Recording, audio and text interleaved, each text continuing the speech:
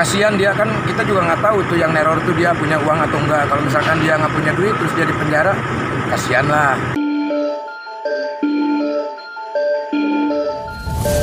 Kang, dengar Akang di teror ya Kang? Apa? Kedeketan Iki sama Anya. Di podcastnya Onat, di podcastnya. Iya, Onat. DM ke aku. Waduh. Aku pikir, lah kan yang menjalankan mereka, kenapa aku yang Walah. iya. Ya itu malah cuma kesalahan penggemar. Tapi yang jelas mungkin dari penjelasan Anya juga, ya putusnya Anya bukan karena Iki. Intinya itu aja yang harus mereka tahu.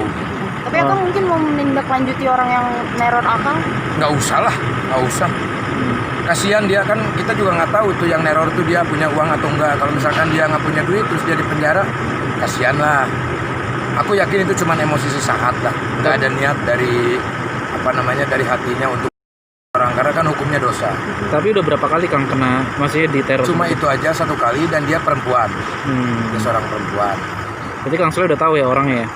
Aku udah tahu, udah sama temen aku juga udah dikantongin namanya, udah ada. Terus teman saya polisi juga ya kan, gimana mau ditindaklanjuti nggak? Ini udah keterlaluan, udahlah jangan, kasihan lah.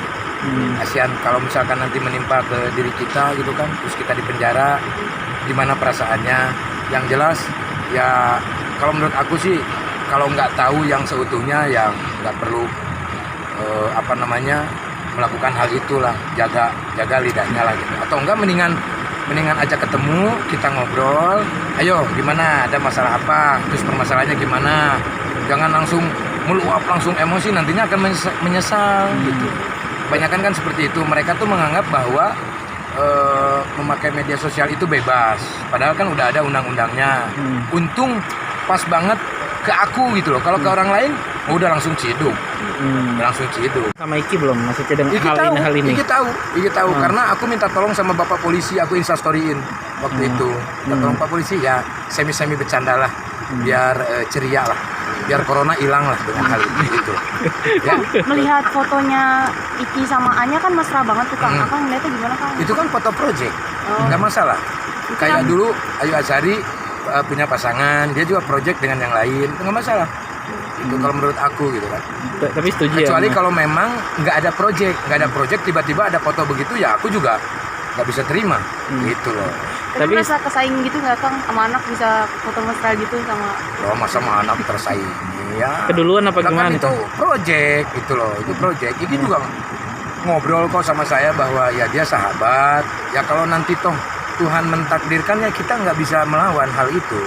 Gitu. Kan dia selama ini dia sahabat, bahwa Anya juga kan udah bilang di podcastnya Dedi, nggak bakalan kuat pacaran sama Anya, kan Anya bilang sendiri, kan gitu. Tapi Kang, belajar dari pengalaman Masnya Akang di teror seperti itu, jadi membuat Akang ngingetin Iki nggak sih, lebih hati-hati lagi Iki, takutnya ntar. Kalau seorang tua pasti seperti itu, pasti seperti itu. Dan Iki juga pasti tahu lah mana yang benar, mana yang enggak, pasti tahu mana yang positif, mana yang enggak.